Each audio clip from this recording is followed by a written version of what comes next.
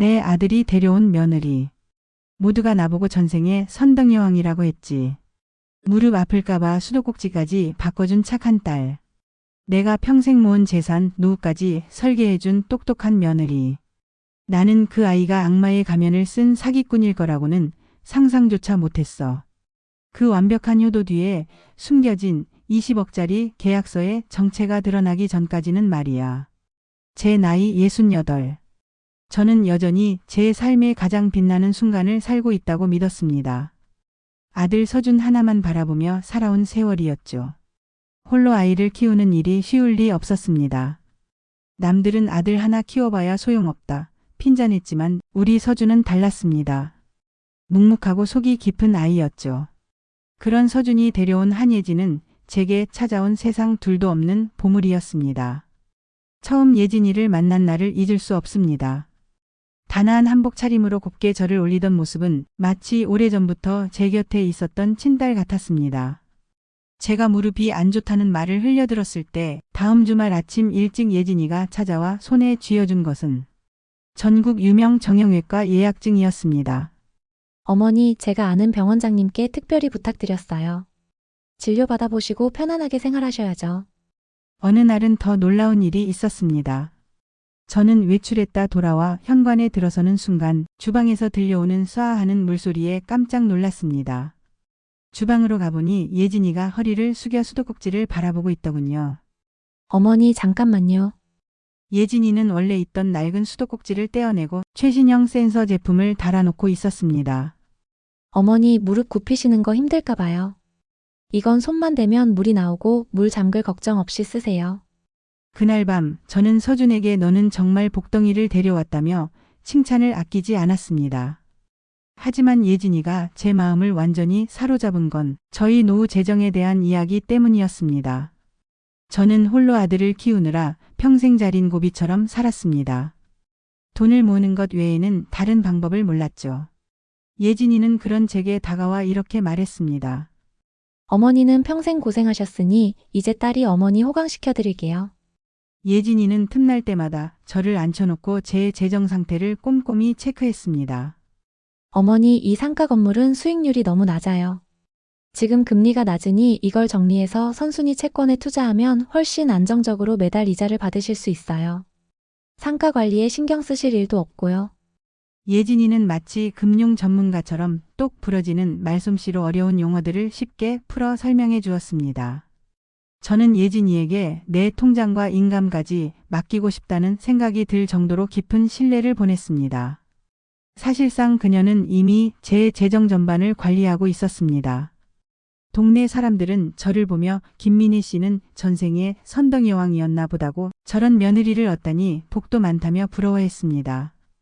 제 남은 인생은 이 착하고 똑똑한 아이와 아들을 보며 그저 행복하게 사는 일만 남았다고 확신했습니다. 단 하나의 의심도 없이 그 끔찍한 일이 있기 전까지는요. 며칠 뒤 드디어 며느리 한예진의 생일이었습니다. 저는 이 특별한 날을 위해 서준과 함께 최고급 한정식집을 예약했습니다. 남산타워가 보이는 전망 좋은 방.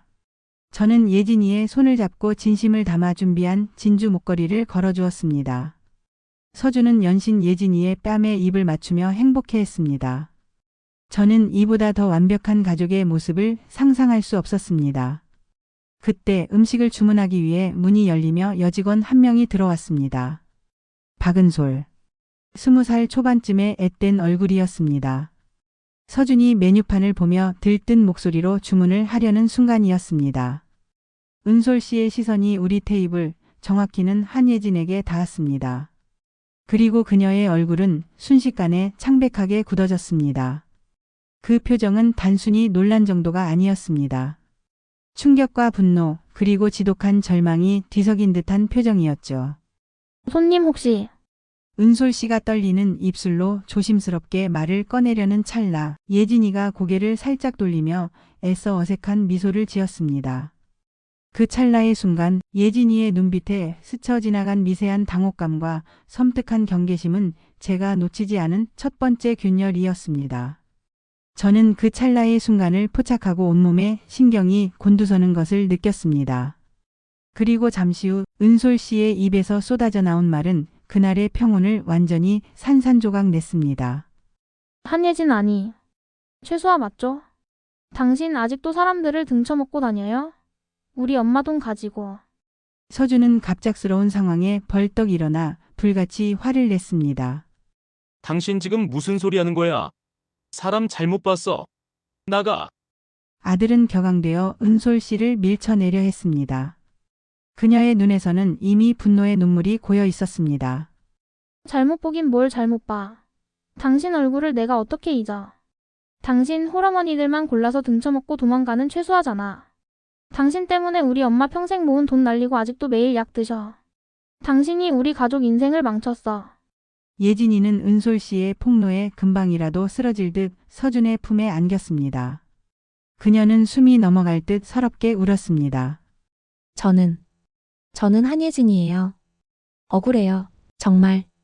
저 여자 때문에 생일날 망쳤어요. 서준 씨.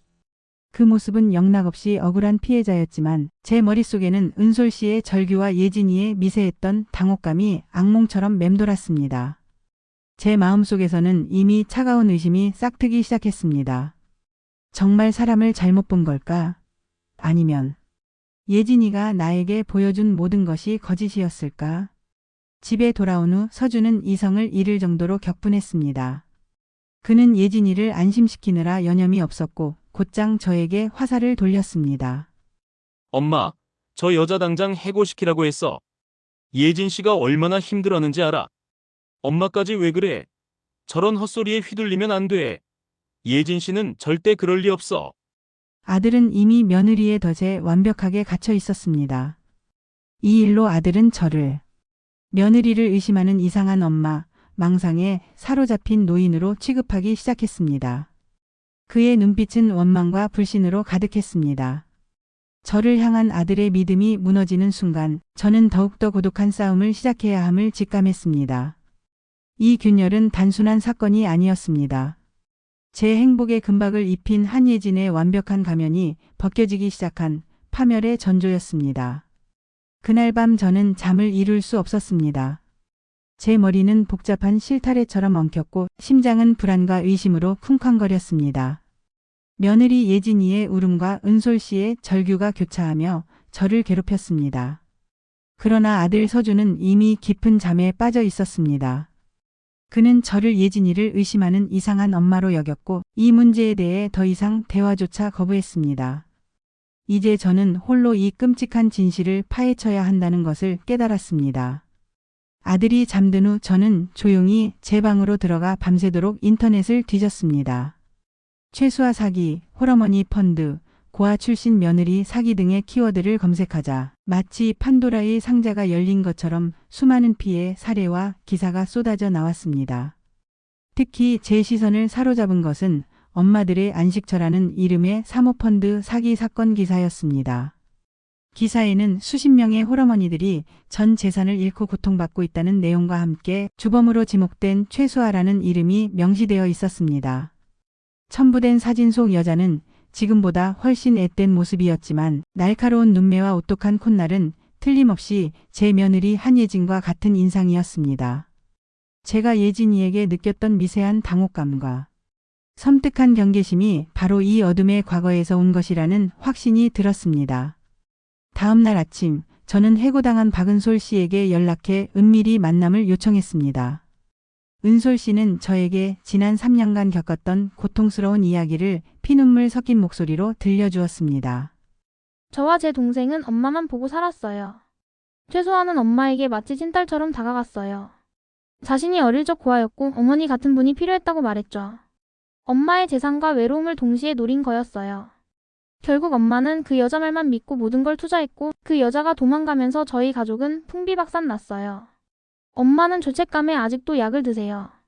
은솔 씨의 피눈물 섞인 증언을 듣는 순간 제 온몸의 세포가 경고하는 것을 느꼈습니다.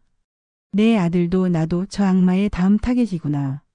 저는 이 악마의 치밀함이 그녀의 완벽한 생활 속에 반드시 숨겨져 있을 것이라 확신했습니다. 며느리가 직장에 간 틈을 타 아들 부부의 아파트에 잠입하는 결정적 증거 확보 작전을 감행했습니다. 집은 완벽하게 정돈되어 흠잡을 데 없이 깨끗했습니다. 마치 과거에 어떤 흔적도 남기지 않으려는 듯이 말입니다. 저는 숨을 죽이고 집 안을 샅샅이 살폈습니다. 서재, 옷장, 주방. 어디에도 수상한 점은 없었습니다. 마지막으로 침실로 향했습니다. 제 며느리가 가장 소중하게 다루던 고급 원목 화장대. 그 서랍을 열자 고가 명품 화장품과 보석함 사이에 낡고 작은 향수병 하나가 놓여 있었습니다. 며느리는 이 향수병을 볼 때마다 늘 애틋한 표정을 지으며 제게 말했었습니다.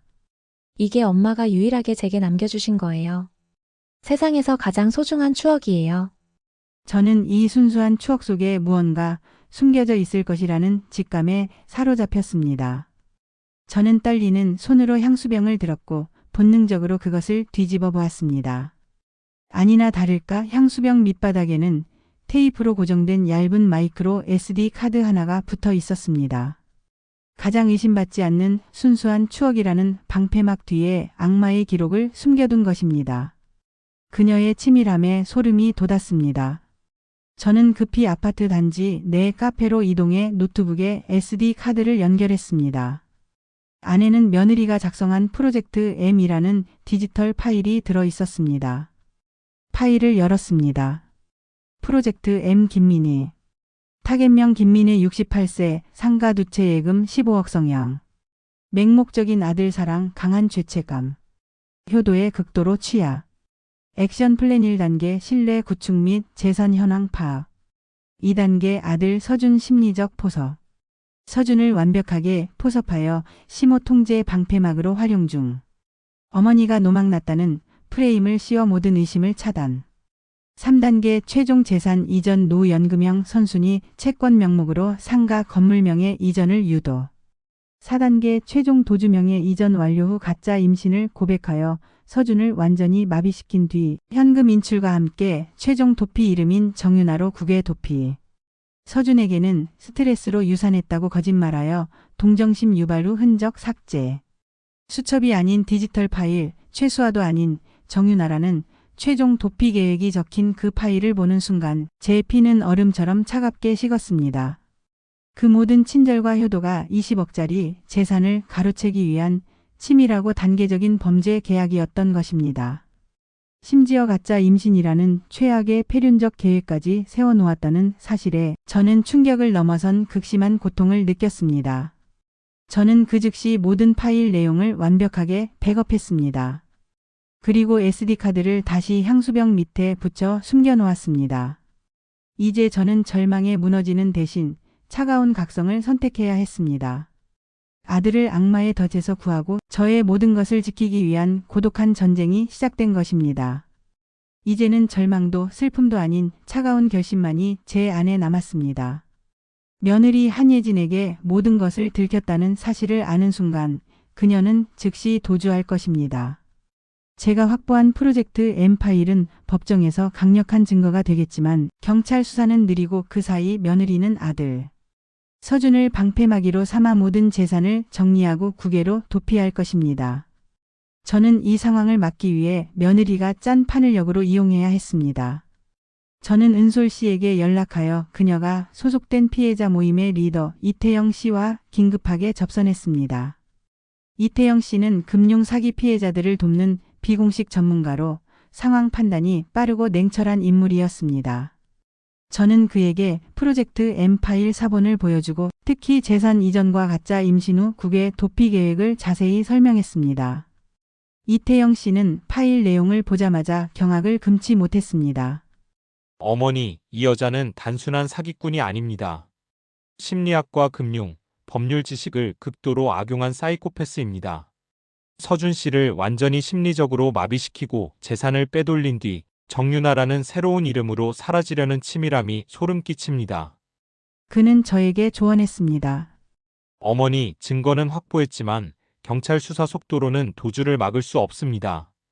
우리는 그 여자가 가장 탐내는 최종 목표, 즉 재산명의 이전의 순간을 역이용해야 합니다. 그곳에서 결정적인 자백을 받아내야 합니다. 그것도 아드님인 서준 씨가 모든 것을 듣고 깨닫는 순간에 말입니다. 우리는 곧바로 반격의 설계에 착수했습니다. 작전의 핵심은 한예진의 계획을 며칠 앞당기는 것처럼 위장하는 것이었습니다. 작전명 미끼와 함정. 1. 미끼 던지기. 한예진에게 노연금형 선순위 채권으로 명의를 이전하려던 원래 계획을 수정하여 어머니의 건강 문제로 상가 건물의 명의를 급히 아들에게 증여할 예정이라고 흘립니다. 2. 함정 설치. 며느리는 명의가 저에게서 아들 서준에게 넘어가면 자신이 서준을 통제해 재산을 빼돌리기 훨씬 쉬워진다고 판단할 것입니다. 3. 최종 무대 준비 명의 이전 서류를 작성하는 법무사 사무실을 반격의 무대로 설정합니다. 이태영 씨는 어머니의 신뢰받는 선순위 채권 전문가로 변장하고 은솔 씨는 이태영 씨의 비서로 변장하여 현장에 대동합니다. 은솔 씨는 비서 가방 속에 초소형 녹화 카메라를 설치하고 결정적인 순간을 포착할 임무를 맡았습니다. 며칠 뒤 저는 연약하고 아픈 노인의 모습을 완벽하게 연기하며 한예진에게 다가갔습니다. 예진아, 요새 나 몸이 자꾸 안 좋아져서 말이다. 내가 말해준 선순위 채권이고 뭐고 복잡해서 머리가 아프구나.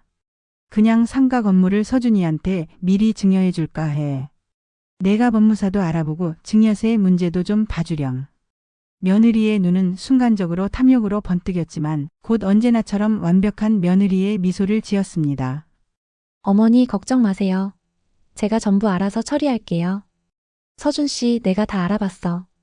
이게 세금도 제일 절약하고 어머니 건강에도 제일 좋은 방법이야. 그녀는 제가 자신의 뜻대로 움직여준다고 확신하며 즉시 법무사 사무실을 예약하고 모든 서류 절차를 일사천리로 진행했습니다.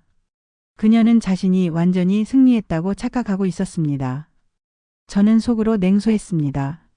그래, 내가 짠 각본대로 명예 이전을 진행시켜주마. 단, 그 명의는 내가 나를 속여 최종적으로 도달하려 했던 곳이 아니라 내 감옥으로 가는 명의가 될 것이다. 저는 마지막으로 이태영 씨와 은솔 씨에게 최종 신호를 확인하고 아들의 맹목적인 믿음을 깨트릴 준비를 마쳤습니다. 제가 보여줄 것은 단순한 증거가 아니라 그동안 며느리가 아들에게 심어놓았던 거짓된 사랑과 믿음이 무너지는 순간의 절망 그 자체여야 했습니다. 제 모성애의 덫을 역이용하여 악마를 심판대에 세울 준비가 완료되었습니다. 명예 이전을 위한 서류 작업 당일. 작은 법무사 사무실에 저 아들 서준, 며느리 한예진이 모였습니다. 맞은편에는 제가 섭외한 이태영 씨와 박은솔 씨가 앉아 있었습니다. 은솔 씨의 숄더백 안에는 초소형 녹화 카메라가 작동하고 있었고 저는 그녀가 모든 것을 기록하고 있다는 사실에 안심했습니다. 엄마, 갑자기 이게 무슨 일이야? 꼭 지금 해야 해? 좀 더 천천히 해도 되잖아. 한예진은 서준의 팔을 부드럽게 감싸 안아 안심시켰습니다. 서준 씨, 내가 다 알아봤어. 어머니가 건강하실 때 정리하는 게 세금도 제일 절약하고 모두에게 가장 좋은 방법이야. 어머니를 위해서라도 빨리 진행해야지. 그녀는 서준을 완벽하게 통제하고 있었습니다. 이태영 씨가 능숙하게 서류를 설명했습니다. 이제 상가 명의는 아드님에게 안전하게 넘어갑니다. 김민희 사모님께서는 대신 매달 안정적인 생활비를 받으시는 구조죠. 재정 전문가로서 저는 이 구조가 매우 안정적이라고 판단합니다.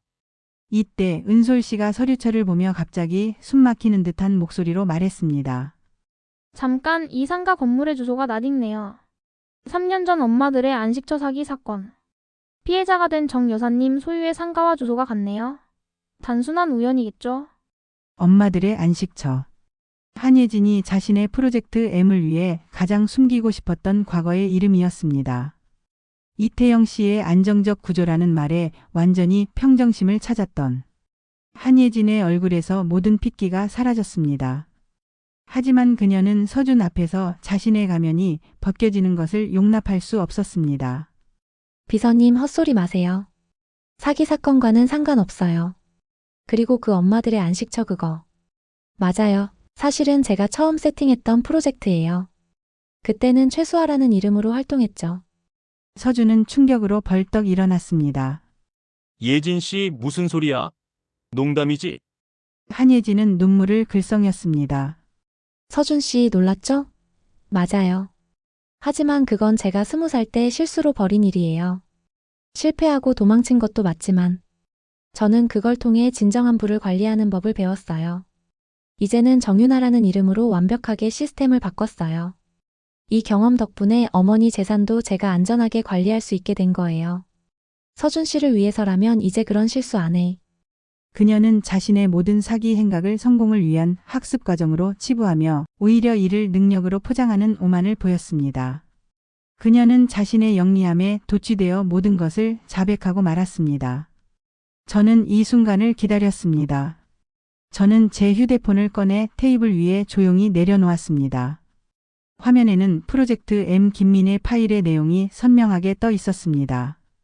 예진아, 내가 말한 진정한 부를 관리하는 법이 나한테 무릎이 아프다고 최신 수도꼭지 달아주고 노후 걱정하는 척 호강시켜준다 해놓고 결국 나한테 가짜 임신 고백하고 내 아들 마비시킨 다음에 최종 도피 이름인 정윤아로 국외 도피하는 거니? 이것도 내 성공을 위한 학습 과정이었니? 한예진은 자신의 최후의 계획이 적힌 파일 내용을 보자마자 비명을 질렀습니다. 오만했던 그녀의 얼굴은 순식간에 공포로 일그러졌습니다. 완벽하게 무너져 내린 것입니다. 은솔 씨의 카메라가 모든 자백과 충격적인 장면을 기록했습니다. 아들 서준은 자신이 갇혀있던 끔찍한 덫의 실체를 깨닫고 배신감과 충격으로 오열했습니다. 서준아, 엄마가 널 지켜줄게. 이제 다 끝났단다. 문 앞에 서 있던 것은 미리 연락을 받고 잠복해 있던 경찰들이었습니다. 그들의 차가운 시선은 한예진에게 꽂혔습니다. 이태영 씨는 재빨리 녹화된 SD카드를 제출했고 은솔 씨는 피해자로서의 증언을 시작했습니다. 한예진은 체념 대신 필사적인 몸부림을 쳤습니다. 아니야. 서준 씨. 난 당신 사랑했어. 당신만은 날 믿어야지. 그녀는 서준에게 매달렸지만 서준은 이미 그녀를 낯선 괴물처럼 바라볼 뿐이었습니다. 경찰들은 최수아, 현 이름 한예진, 도피명 정윤아를 외치며 그녀에게 수갑을 채웠습니다. 그녀는 끌려나가면서도 저를 향해 이를 갈았습니다. 김민희. 이대로 안 끝나. 두고 봐. 그녀가 완전히 사라진 후 사무실에는 무거운 침묵만이 남았습니다. 제 재산을 지켜냈고 무엇보다 아들을 악마의 덫에서 건져냈습니다. 모성애를 가장한 악마의 기록은 결국 법의 심판대에 오르게 되었고 저의 고독한 반격은 승리로 막을 내렸습니다. 시청해 주셔서 감사합니다. 내용이 재미있으셨다면 구독과 좋아요 부탁드립니다.